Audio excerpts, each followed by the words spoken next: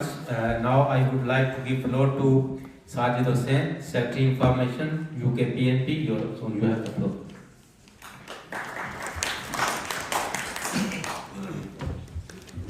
Thank you, Nasab.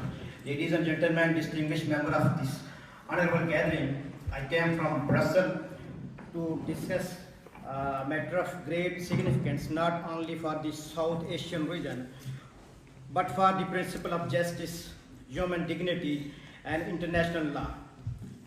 The conflict over Jammu Kashmir is not just a dispute between India and Pakistan.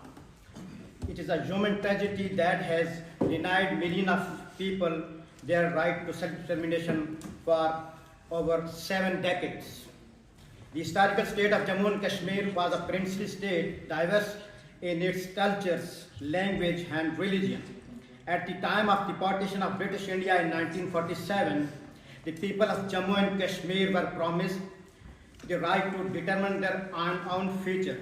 However, geopolitical interests and external interventions turned our homeland into a flashpoint of conflict between India and Pakistan, with a portion also administered by China. UN resolutions in 1948 and later explicitly recognized the right of the people of Jammu and Kashmir to determine their future through a free and impartial plebiscite. Yet, decades later, this promise remains unfulfilled. Instead of self-determination, the people of Jammu and Kashmir have been subjected to militarization, human rights abuses, and systematic denial of their basic freedoms. The historical state of Jammu and Kashmir was not merely a political entity. It was a region where diverse communities coexisted for centuries. The artificial division of this land has disrupted families, culture, and trade, creating a deep wound in the hearts of its people. Reunification is not merely a romantic ideal. It is a step towards restoring the dignity and integrity of the people of Jammu and Kashmir. It is about creating an environment where their voice can finally be heard and their future decided by themselves, not imposed by external forces. Ladies and gentlemen, I have written and compiled 4-page speech and its summary, and I will distribute with the esteemed member of the British Parliament and the panelists.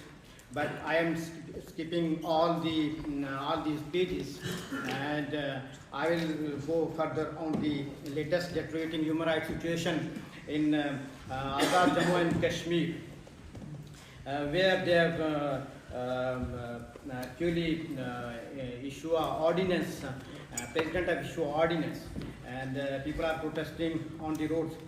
So, the United Kashmir People's National Party calls upon the international community, particularly the UK House of Commons, to urgently address the alarming situation in Pakistani-occupied Jammu and Kashmir.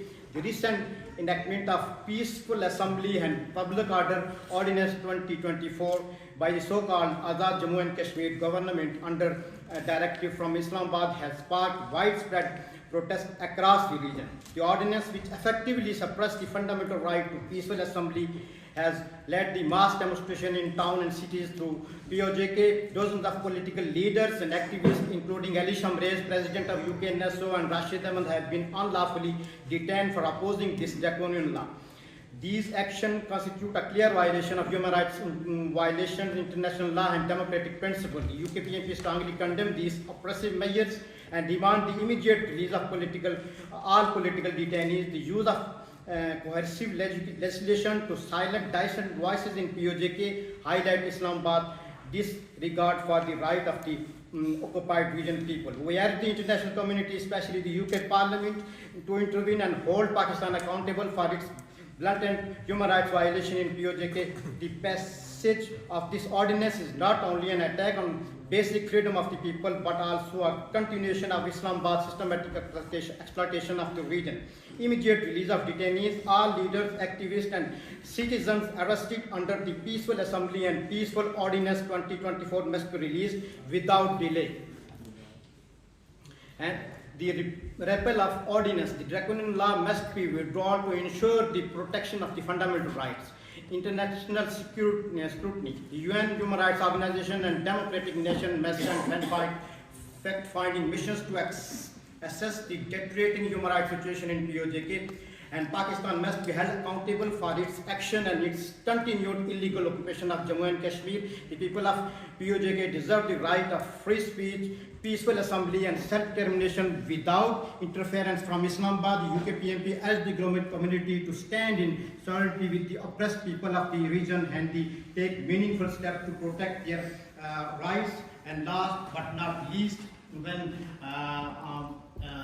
Britain has left the European Union, and before that the issue of Jammu and Kashmir was very much under debate and discussion in European institutions, but when Britain left the EU, and after that there was no debate and active debate and discussion on this particular issue.